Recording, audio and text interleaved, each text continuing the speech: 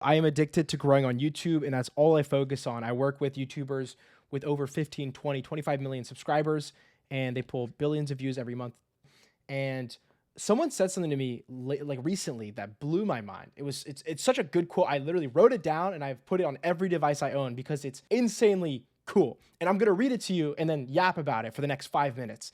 Basically, what he said is there is always space in a saturated market for the best. That just blew my mind because it was like, that's so true.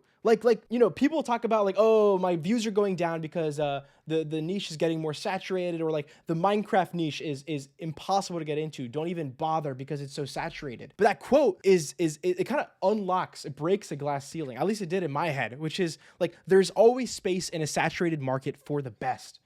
It's like saturation doesn't matter if you are way better than everybody else. And it's like, damn, that is fire. Okay, cool. So maybe you're in a niche that's saturated, maybe you're not, but like, how do I become the best then? Like, how do I become so good? The amount of saturation in the niche just doesn't matter. How do I become the best? And that's basically what I've been kind of focusing on for the last 5 years is like, how do I become the best? Like that's kind of been my goal. I want to be the best at YouTube strategy. I'm making videos go viral from beginning to end. And I have a couple thoughts on this. Very badly organized. I think the number one thing I want to talk about is that diminishing returns are still returns. And I heard this from a guy called Alex Ramosi, and I really like that. It's like a lot of people will say, oh, I stopped doing XYZ because diminishing returns. The returns I were getting started diminishing, right? And he said diminishing returns are still returns. And that's how you need to think if you want to be the best. Like you cannot 2080 a concept if you want to be the best. And what I mean by that is like, you can't just make a thumbnail that's just good enough and then move on if you want to be the best. No, you need to be every single thumbnail you make, you need to go all in and do everything you possibly can to make that the best thumbnail in the world. And that's how you become the best, because by doing that every single day over and over and over again, you will start improving so much that every day you just break new ground. You just make a new discovery. And I was talking to a friend recently, and we kind of realized that if you want to make banger videos that get insane views, I'm talking if you want to be pulling billions of views a month, you can't settle. Like you can't make a thumbnail, be like, okay, I made my thumbnail, bang, that's good enough, and then move on.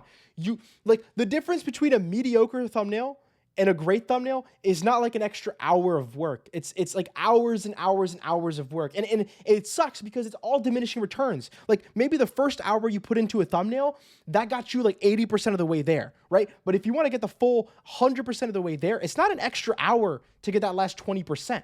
It's like an extra 8 hours, or an extra 12 hours. It's an incredible amount of extra work to bring that thumbnail from like 80% banger to 100% banger. This is what I've seen in my life as well. I can pretty easily come up with like a banger video intro, or not a banger. I can pretty easily come up with a good video intro, but to take it from good to great, the amount of work I need to put in is disgusting. It's so much work, and it doesn't feel like it's worth it. Like logically in your head, you're like, okay, I put in 1 hour of work and I got 80% of the way there. And to get another 20%, I need to put in 32 hours. Obviously I'm exaggerating for effect, but like, it doesn't make sense. And so you're tempted to be like, okay, the returns are diminishing too much. I am just going to stop here. This is good enough.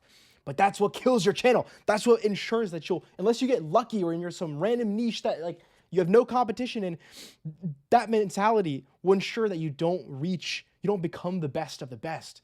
And so it's super annoying. And there are ways to get around this, but to be the best at YouTube, to succeed no matter what, you basically need to put in a disgusting amount of work, even though the returns are diminishing, until you hit that banger result. And like, I'll give you a great example here. I have been doing YouTube for almost 10 years, okay?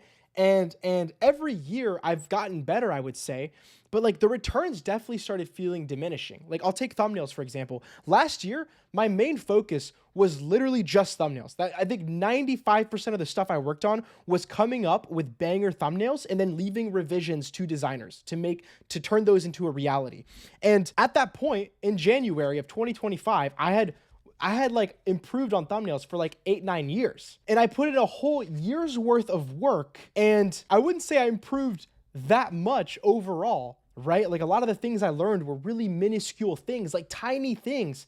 But altogether, after 12 months of just focusing on thumbnails and trying to improve as much as I can and focusing on tiny details, my thumbnails now compared to my thumbnails at the beginning of the year are night and day.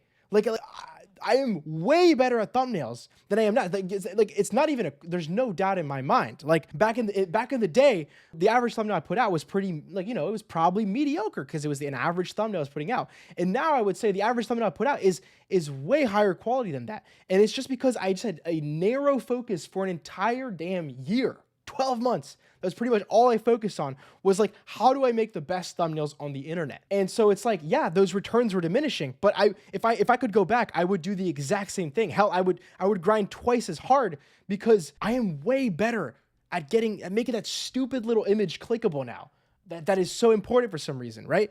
And so to learn the first 80%, I kind of had to watch YouTube videos and make a bunch of thumbnails for over a couple of years. And to get to like an additional 5% improvement, I had to spend an entire year just making thumbnails trying to improve.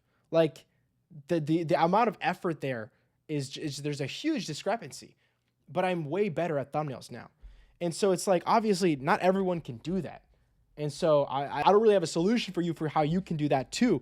But it's like next time you're struggling and you're like, okay, I think this thumbnail, this intro, this video idea is good enough. I'm just going to move on. Remember this quote: there is always space in a saturated market for the best. And hopefully that gets you to lock in like it does for me, how like it's been doing for me recently. Cause yeah, basically whenever I want to stop, I think of that quote and I'm like, okay, time to lock in. This is where the extra 2 hours goes in, even though I have a ton of other things to do and I want to take a break and I need to go to the bathroom and I've been working for 10 hours straight. It helps me lock in even more. So yeah. All right. Anyways, peace.